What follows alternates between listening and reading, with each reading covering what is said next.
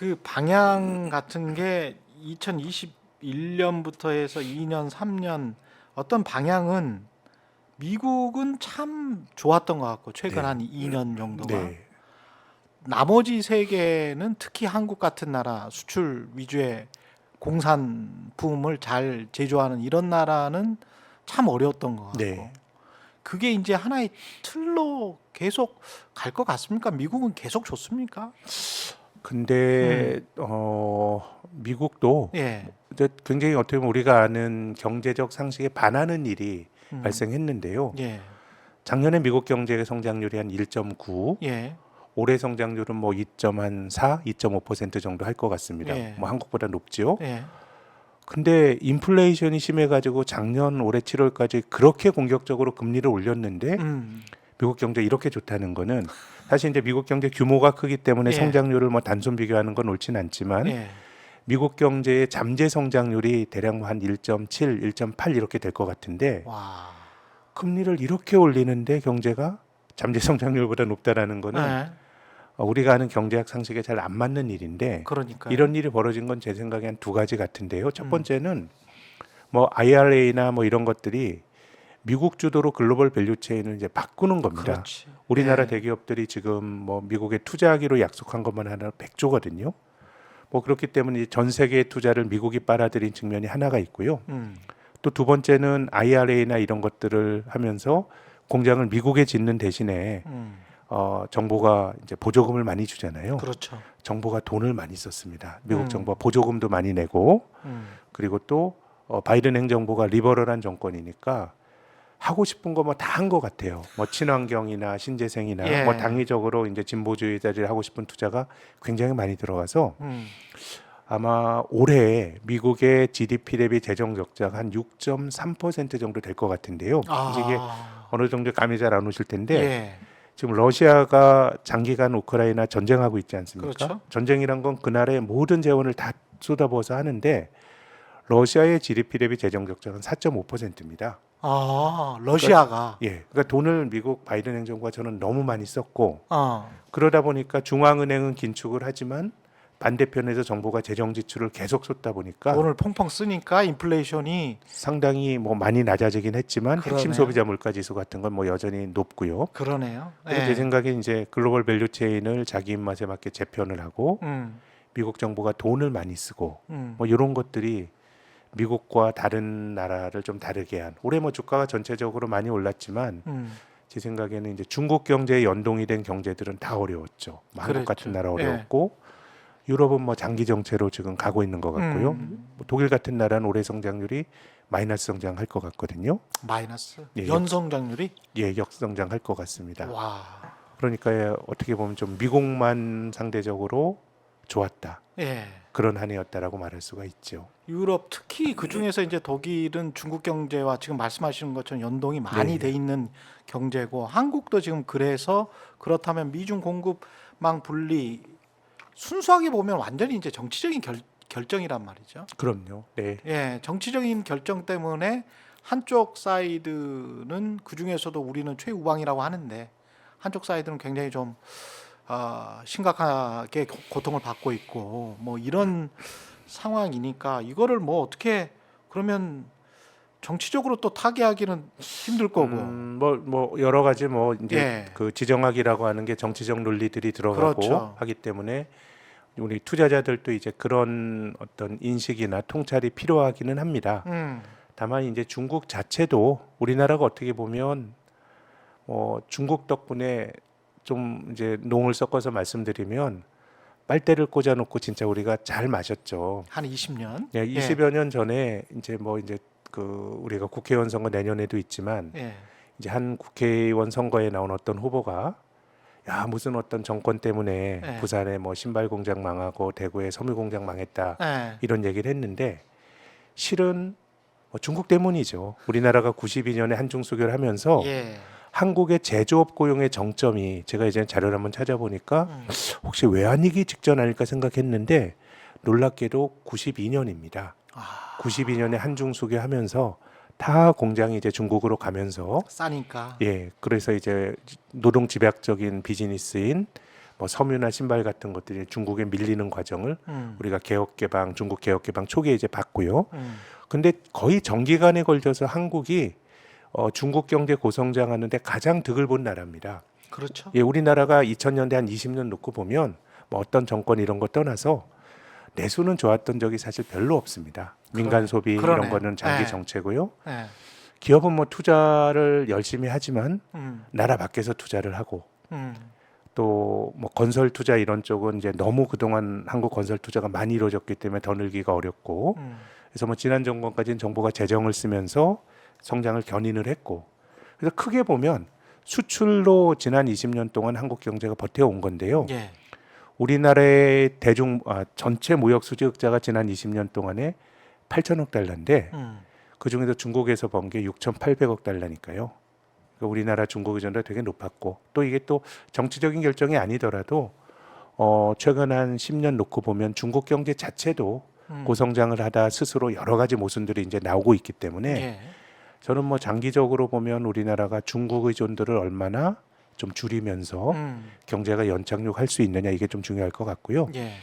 뭐 우리 주식이 올해 상대적으로 부진하다 말씀을 드렸는데 뭐 저는 뭐 주가도 거기 연동이 되는 게 우리 코스피가 처음 2,000포인트 간 게 2007년 여름입니다. 중국 경제 덕을 막 잘 볼 때. 그리고 코로나 직후에 금리가 낮아지니까 저는 이걸 저금리 몰핀이라고 말씀드리고 싶은데요. 금리가 뭐 제로금리까지 거의 가니까 주가가 꿈틀에서 한 3,300까지로 갔지만 그건 일시적인 장이었고 예. 지금 2,600입니다. 음. 2007년 여름에 2,000 갔는데 예. 그럼 16년 동안 30% 오른 거예요. 그런 연평균으로 한 1.5%, 6%점 아유. 이렇게 못 오른 겁니다. 그게 다 따지고 보면 예. 이제 중국 덕을 보다가 중국 이외의 대안을 잘 찾지 못하다 보니까 한국이 장기 정체를 하고 있는 것 같고요. 그래서 뭐 아무튼 뭐 장기적으로 보면 넥스트 차이나 그리고 중국으로부터의 조금 뭐 부드러운 어떤 좀 연착륙. 비중을 줄인 연착륙 예. 뭐 이런 것들이 뭐 앞으로 한 5년 5년. 정도 보면 한국 경제의 중요한 과제가 아닌가 생각을 합니다. 근데 단순하게 생각을 해보면 사이즈가 전 세계를 대상으로 무역을 할 때하고 네, 미국이 어떻게 보면 이제 지정해주는 국가들과 무역을 해야 되는 상황, 그래서 점차적으로 줄여가야 되는 그런 상황을 보면 기업도 뭐 매출이 줄면 순이익 규모가 줄 수밖에 없는 거 아닙니까? 네. 그러면 그 수많은 기업들, 수백 개, 수천 개 기업들이 중국으로부터 이동해서 뭔가 또 비용은 좀 높지만 시장은 또 작고 그러면서 비용은 더 많이 지불해야 되고 그리고 이제 새로 또 사람도 뽑아야 되고 뭐 공장도 최적화 시켜야 되고 그러다 보면 초기 비용이 많이 들 수밖에 없는 네. 그런 몇 년을 지내야 될 텐데 그러면 당장은 미국의 어떤 생각이 바뀔 것 같지는 않고 그러면 우리는 한 4, 5년 동안은 그 최저가 되는 그 시기가 지난다고 하더라도 사이즈를 과거의 사이즈, 네. 과거에 그 중국이랑 한참 잘 될 때 그 사이즈로 되돌아가기도 힘들지 않을까 그런 걱정은 많이 들거든요. 뭐 우리나라 지금 예. 뭐 대만이 올해 뭐 성장률이 아마 1%가 안 될 것 같아요. 예. 그러니까 대만 중국 의존도가 높았던 뭐 독일은 마이너스라고 말씀을 드렸고, 그러니까 중국이라고 하는 덩치가 어떻게 보면 2차 세계 대전 이후로 온 세상이 파괴가 돼서 그 파괴를 복구하는 과정에서 1950, 60년대 경제가 되게 좋았고, 그렇죠. 그걸 뭐 자본주의 황금기라 그러죠. 예. 이거 딱 끝나고 나서 70년대 경제가 어려웠고 8, 90년대에서는 이제 금융시장이 중심이 되는 미국을 중심으로 한 약간의 투기적인 머니 게임이 나타났던 거거든요. 실물 경제 관점에서 보면 중국의 개혁 개방 이후로 중국이 자본주의 그 분업 체제에 들어온 게 2차 세계 대전 복구 이후에 나타났던 한 50년, 40년 만에 그러네요. 큰 거였어요. 그래서 게다가 제 그때 갑자기 또 인터넷이 생겼잖아요. 그럼요. 예. 조금 더 이제 교육이나 이런 것들이 예. 효율적으로 쉽게 할 수 있었기 때문에 그래서 저는 뭐 한국은 중국 덕을 굉장히 많이 본 나라이기 때문에 상대적으로 이제 뭔가 중국에서 과거처럼 많이 못 얻어낼 때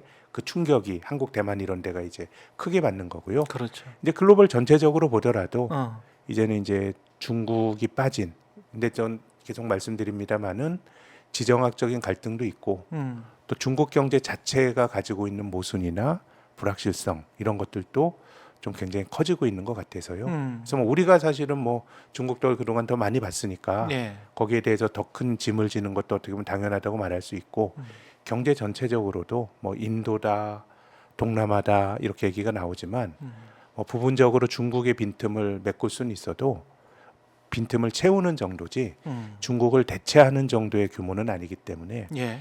뭐 글로벌 경제 전체의 고민이고 또 그 고민을 한국 경제가 더 좀 심각하게 좀 받아안고 있다고 봐야 되지 싶습니다.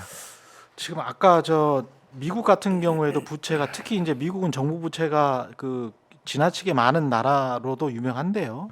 이게 지금 2022년 2023년이었습니까? 2022년 말이었습니까? 마이너스 6% 재정 GDP 대비 재정 적자가 적자가 네, 네. 마이너스 6%면 20한 2조 달러 정도 되는 경제죠, 미국이. 미국이 좀 예. 명목이 좀 커져가지고 한 예. 26조 달러 정도가 26조 되고요. 달러. 재정 적자가 1조 한 6, 7천억 달러 그 정도 나왔을 1조 겁니다. 6, 7천억 달러.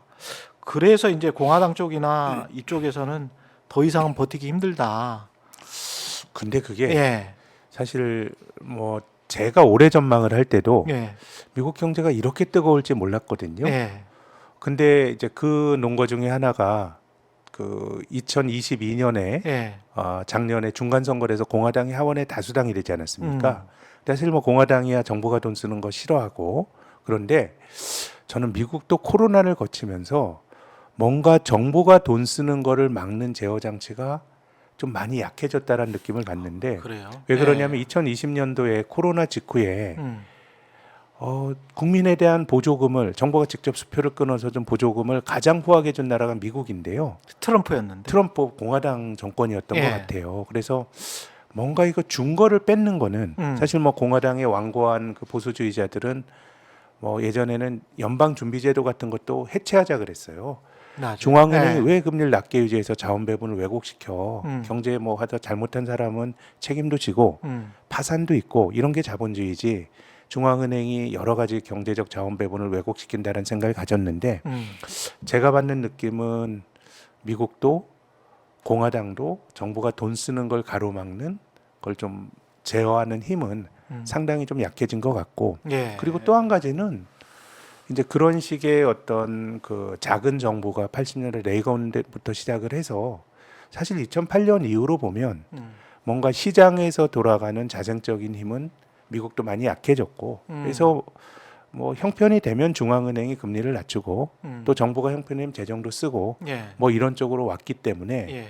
저는 이제는 미국도 그런 어떤 순수한 시장 원리주의 이런 힘은 좀 많이 좀 약해진 거 아닌가 그런 느낌을 받습니다. 이런 말 들을 때마다 우리만 좀 억울한 것 같은 97년 IMF 외환위기 생각을 해보면 우리만 강요받은 것 같은 그래서 2008년 금융위기 때 미국 네. 금융위기 때는 본인들 금융위기 때는 또 정작 그 네. 우리한테 대하듯이 그렇게 가혹하게 본인들 경제는 그렇게 대하지 않았단 말이죠. 그러니까 제 생각에는 예. 뭐 이제 신흥국이 위기를 맞게 되면 일반적으로 근원화 통화 가치가 약해지고 허리띠를 졸라매서 문제를 해결하는데 지금 선진국들은 오히려 돈을 풀면서 문제를 그렇죠. 해결합니다. 예. 그래서 말씀하신 것처럼 이것이 뭐 공평하지 않다고 볼 수도 있고 또 한편으로는 돈이 가진 권위의 차이죠.